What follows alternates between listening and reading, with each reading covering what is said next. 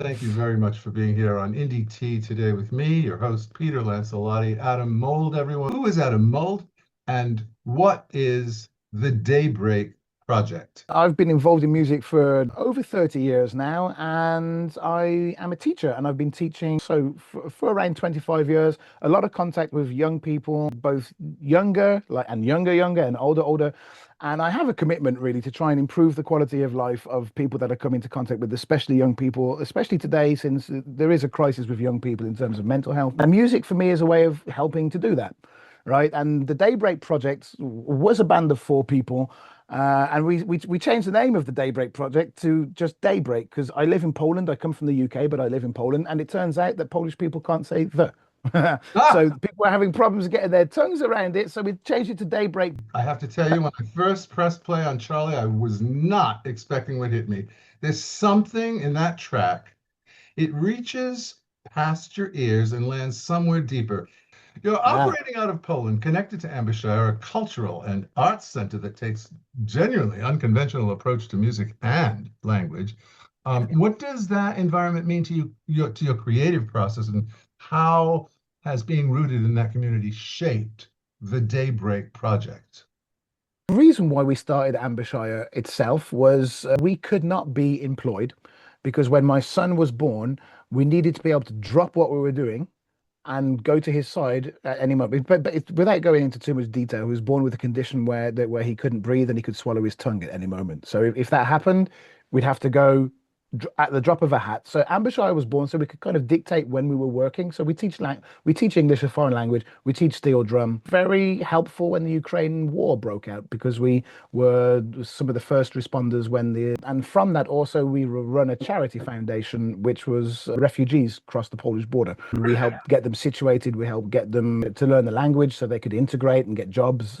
We looked after the kids while they were on English lessons and stuff like that. It's been a whole range of stuff. Really, we've always had roots in the community. We've always wanted to help. We had great relationship with Gdynia City Hall, with MPs.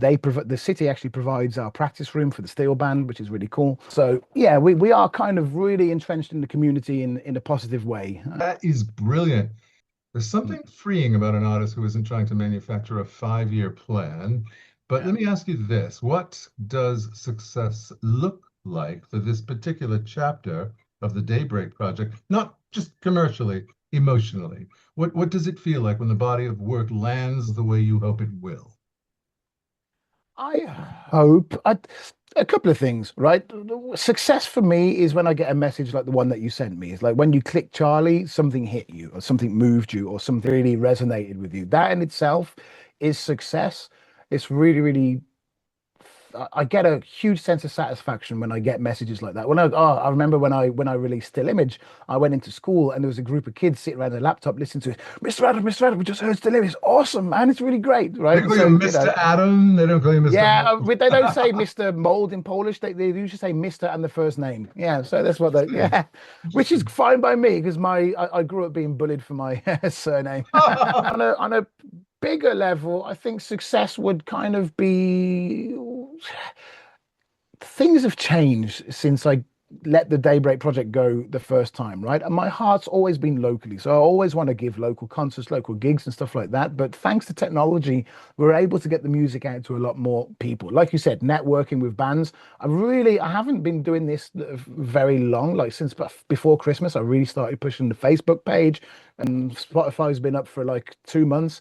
And already there's a group of bands. We like to interact. We promote each other. We mention each other. We tag each other. That's exactly what this show's about, is like, cross-pollination. Yeah, I stepped away for a little while, and when I came back, it's now the Daybreak Project again because it is a project. It's not a concrete group of people that are always playing together. It is a project which I'm going to invite people to guest in, like a body of work over this year. Whoever has the heart and the will and wants to be involved can come and play it. Doesn't matter where you're from, what background, and stuff like that. That is what I really enjoy about what I was reading about you. You're interested in community building among artists, which is what this Yeah, entire show is about. yeah, very much so. Um, all right. So you've described the Daybreak Project as, a culmination of 30 years of musical influences, and the range you're talking about is genuinely striking. Mhm. Grunge on one end, new metal on the other, steel drum, which is really, really interesting. That's Mm. sitting right in the middle of all of this. And well, as you probably heard of my own music, I know I invited you to listen. Yeah. Most artists pick a lane. You and I Yeah. are not picking a No. lane. Yeah, we're not normal. Yeah, I mean, you sort of deliberately refuse to do that. Yeah. Where did that refusal come from? What was the moment early on when you realized that music living inside you didn't fit a single category or mold, to Yeah, use your thank you name? for the. Yeah. But I'm called mold for a reason. My wife would also agree. I mean, it came from school, really. When it came to picking my major, I wanted to pick music because all my friends were in music. They were some of them were steel drummers, steel panists. We call it steel pan, right? But most Americans know it as steel drum. And they were musicians, singers, guitarists, drummers, and I really wanted to be a part of that. And my music teacher said, "No, don't sign up for music. You got no talent." Right? He said if you go for music, you're going to get an E at best, maybe a D if you try hard. That people that were in the steel drum orchestra, because my school was big on steel drum, steel pan. You said, by the way, Um, on that subject, you said that in our initial conversation over the phone, that you have a range of steel drums. What does that mean? Yeah. A lot of people think of steel drum as like this one kind of pan that you play. You see on the street a guy playing in Jamaica. Right, What I'm right. talking about is steel drum orchestras where you have 125 people playing on the range of a grand piano, all the way from soprano down to bass. So when we do a corn cover, we're not using one steel drum, and we're covering the entire range. With no bass guitar, there are bass steel drums instead of the bass guitar. Interesting, interesting. Yeah. So grunge and new metal are genres that carry a lot of emotional weight for you, and they were born out of frustration, Hmm. alienation, a kind of beautiful rage, really. Yeah. Not rage against the machine, but rage against Well, the. that was part of it as well, wasn't it? Yeah, I suspect. they all So, came around at about the same time. so steel drum music, by contrast, carries some rhythm, sun and rhythm, an entirely Mm, different kind of soul. And as you said, you kind of use it to replace the bass. How yeah. do how do those two worlds coexist inside you? And have you always heard them as connected, or did you spend years thinking about, were they separate parts of yourself that didn't belong in the same room? How did that all come about? No, I've always considered steel pan as being one of the instruments that's not yet been completely exploited. This was the only instrument to be invented in the 20th century, acoustic instrument to be invented in the 20th century. So in terms, it's the world's newest instrument, hang drum as well, but hang drum is kind of like the little cousin to the steel pan. And I really believe that we have not experienced all of the tonal qualities that it can produce. A lot of people, we've heard it in Boney M. One of the first times it was recognizably used was in Star Wars, funnily I enough. didn't know that. In the Cantina Band, if you listen to the entire thing, there's a steel drum in the background because George Lucas wanted something that was new that hadn't been really heard before. Yeah. So, and it's been used in classical music since. And someone once said to me, "Oh, you know what? It's great that you can play all these different styles of music on a huge metal instrument. Ironically, you can't play heavy metal." And I How was do you like, how do you mic that in, or do you mic it in, or do you I have like mic it in. Yeah. Well, uh, what the bass pans are basically six full size oil drums around you. So we have these floor mics that go under them. So someone that's said to me, you can't play heavy metal on the steel pan. I was like, ha ha ha. Cheers. 11 years ago in 2015, the Daybreak Project Yeah. went quiet. I think listeners deserve to hear this directly from you. You Mm, made a choice to step away from your music because your son needed you. yeah. That's not a small thing. Hmm. In fact, family is everything. Hmm. Can you take us back to that moment, and what was it like to make that decision, and what did music become during those years when you weren't creating it publicly? Well, it was a difficult time in general. Like we were fighting for his life from the moment he was born in 2007, so we were still doing music for a long time, and the hardest time was the first 2 years. But those first 2 years really just took it out of me. I was playing with a different group of people for those 2 years. That kind of fell apart, and it was a band called Crisis. But I took all that material into the Daybreak Project, which came up after that. We tried to put everything back together, and it just wasn't gelling for me. We weren't feeling like we were getting the invitations for concerts that we should be getting, and we were putting a lot of work in, and it was taking me away from family. All the guys that were like, at least what the bassist who laid down the bass on Charlie, by the way. If you're talking about things I that really hit, love that that song. bass line hits, and I just want to give a shout out to Michael Kuharski, who's the one of the best bassists I've ever worked with. He's fantastic, and if I can get him in for some of my next projects, I definitely am going to do that. And he loves it as well. He listened to it the other day, and he's like, "Oh my God, that sounds great!" Like you said, family is everything. I mean, you can create something, you can create music, but at the end of the day, music's not going to hug you and tell you I love you, Yeah, right? So right. yeah, right. But it did take on a form because I was a very hands-on father. So, it wasn't one of those people that would kind of lock myself away and not want to be anything to do with my son. So we started during those years, 2013, we started Poland's first and to this date still only school of steel pan in Poland. And he Interesting. became a huge part of that. So he started playing when he was 4, and fast forward to when he was 16, and he became the first Polish person to go to Trinidad and Tobago, to be invited to the best band in the world, and win the world championship. So he's officially the first Really? Polish, yeah, officially the Wow. first. And what's funny, he shouldn't have actually been there because it was for Why? adults only. He was for adults only. When they found out he was only 16, they almost stopped us Oh, coming. But the arranger what is of it, the band, 18? 18? 18, because it's they've got all sorts of stuff going on behind the scenes there, as you can imagine in the Wow. Caribbean. But the arranger of the band actually came up and he'd been following Sam for a long, long time because we played in Notting Hill Carnival when Sam was 9. Can you imagine that? He was 9 years old and playing in front of millions of Wow. people in Notting Hill Carnival. It was great. But music started coming back to me through my son, actually. Well, Very much so. you actually led me right into the next question, so you've answered Hmm. half of that Oh, already. there we go. Lovely. During those years when stepping back, Mm. were you still writing even during the crisis with your child? And were you writing it in your head, or were you genuinely putting it down? And or did you just stop and walk away? No, I was involved in music because, like I said, when we started School of Pan, I still arranged all the music and all the different things I arranged. I started to see how Pan and my rock music could be intertwined because before that I hadn't tried it. Right? It was all rock music. It was all classical, guitars, bass, drums, vocals, and I hadn't really thought about putting steel pan into it. For example, that loop that you hear at the beginning of Charlie is Yes. it's steel drum, right? It's not a synth. It's the steel drum. It's recorded on my own instrument. So, and that was an experiment, and that worked out. So I thought, yeah, let's do it. So I There was was a I was sound. always there with music. Yeah. There was a sound in Charlie that I think I texted you when I was listening. There was some element that reminded me of a band from Ireland called Skin Dive. I know you hadn't heard of them, but I check them haven't heard out. of them, but I will check them out for I do. sure. I Yeah. think they broke up. I actually Oh. know, Danielle, who was the lead singer. She used to live in Los Mm. Angeles, but she moved to Ireland for the band. You described this new chapter of the Daybreak Project Yeah. as 6 story-driven songs spanning a 40-year period. That is a 30, bold. 30. Yeah. Oh, 30? Oh, did I? Okay. Yeah, yeah, yeah, 30. Um, Yeah. well, that's still Mhm. bold. That's still a long time. That's specific. It's kind of a cinematic vision. Can you walk Mm. us through what story-driven means to you in this context? Or, I mean, are these songs chapters in a larger narrative, or does each one stand alone in its own world? I had a three-part story involving a song called Note, which I'm not going to release on this time round. But I got in. There's a band I really like called Project 86, and there's an album that they wrote called Truthless Heroes, which was 18 songs, the story of one guy from teenage adulthood to death. And I really became fascinated. I've always loved movies. I was a little bit of a cinephile when I was a kid, so, and I love the idea of narrative. I was also into writing fiction.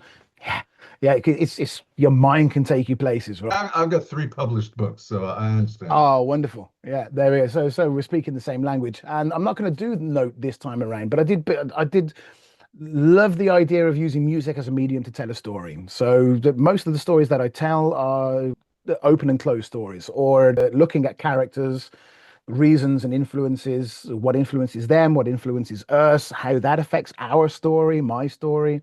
Yeah, so there's a song coming up called Second Wind, which I wrote actually when I was starting to get back into music. So will I You get my know, second wind? I got to tell you, you're quite the tease because I was listening to your Spotify channel. You got 3 songs there. That's it. But of Yeah, course, yeah. well, I want to talk about Charlie. I've listened Hmm. to it more than once. I mean, Okay. seriously, check your Spotify report. If you see it up by 20, that was me.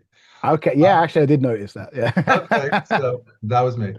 Mhm. So when a song earns repeated listens like that, Mm. it means something is living in it that you can't fully catch the first time. What exactly? At first I thought it was about your son, but then you told me that it wasn't. What is Charlie about? Where did it come from?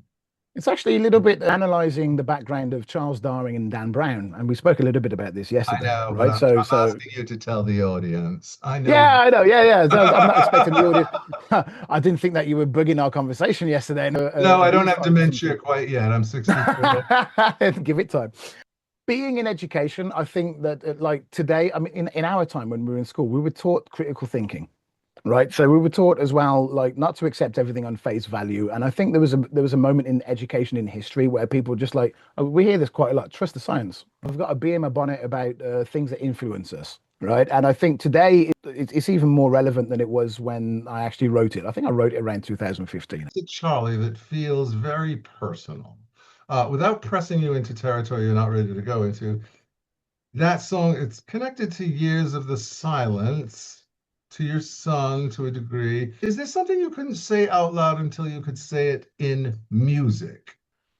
Uh, be careful who influences you. That's basically what I want to say through Charlie. Okay, we'll leave it there. We can leave it there. I phrased that question carefully, if you notice. There's okay. Yeah. The other song that, well, the other song that you tease us with Mm. on this six song tier is Still Image, which Hmm. even in its title suggests that something is frozen in time. There's a moment that doesn't want to move. What is that song reaching for? What did you need to capture with it? For me, it was at its core, it's religious iconography, how it also influences people in the wrong ways.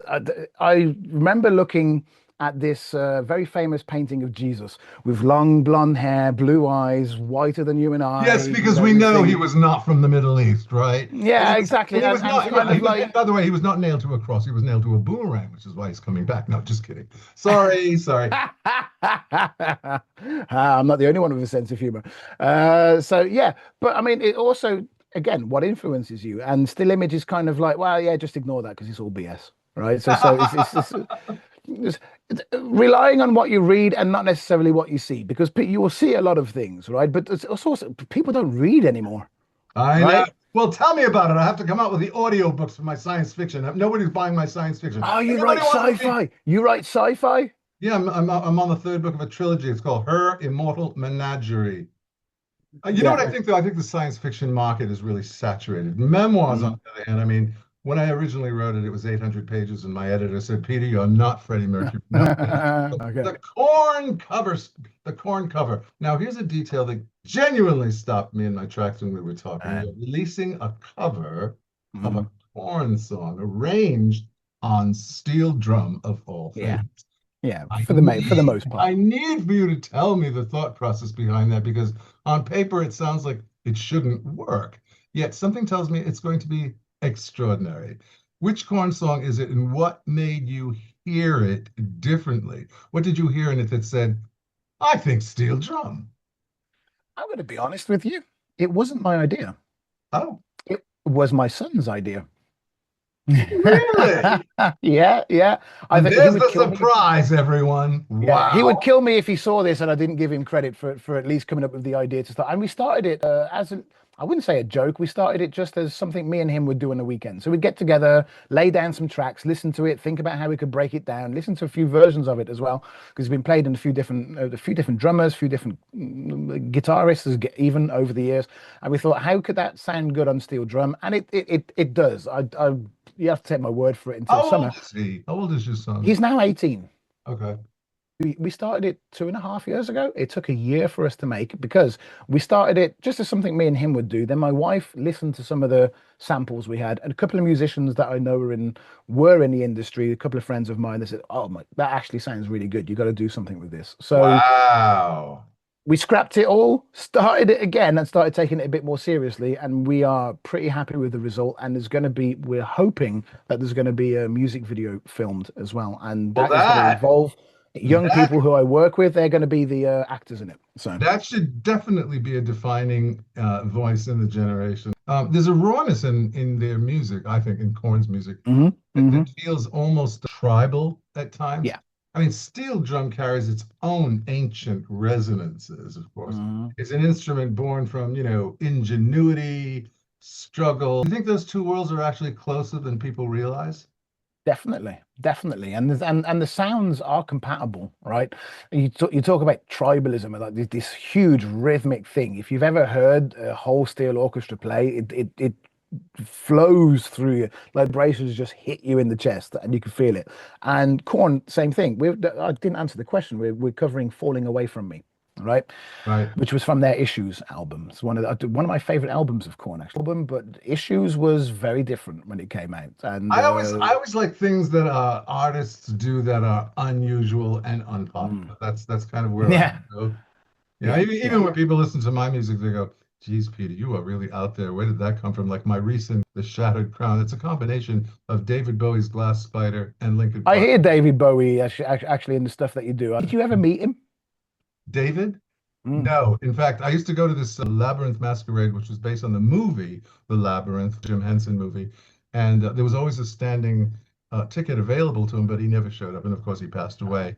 But yes, of course. the Labyrinth Masquerade still goes on every year. It's a 2-day event. It attracts 3 to 5,000 people.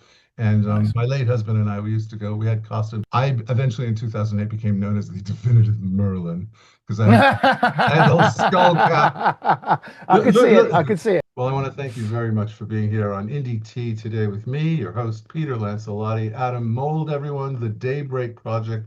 There are a few teaser songs, and they're full songs. And by the way, there's a third one that he does live. I can't remember it off the top of my head. Bucket of Sorrow. Bucket of That's it. Sorrow, it's That's called. it. Yeah. But Really that good. doesn't count to the 6 songs, right? So that's like I know, I bonus. know. It's just like Yeah, yeah, it's a it's like bonus thing. Charlie and Yeah. Still Image. Everyone, you are listening right now to Charlie by the Daybreak Project. And I want to thank you, Adam, for taking time out of your busy evening, I think it is there in Poland. I'm mixing the next single at the moment. Well, again, Adam, thank you. Thank you for the opportunity, Peter. I really appreciate it. All right, we will see you and let's stay in touch. All right, everyone. Adam Moore, the Daybreak Project. Have a good evening. You too, mate. Bye.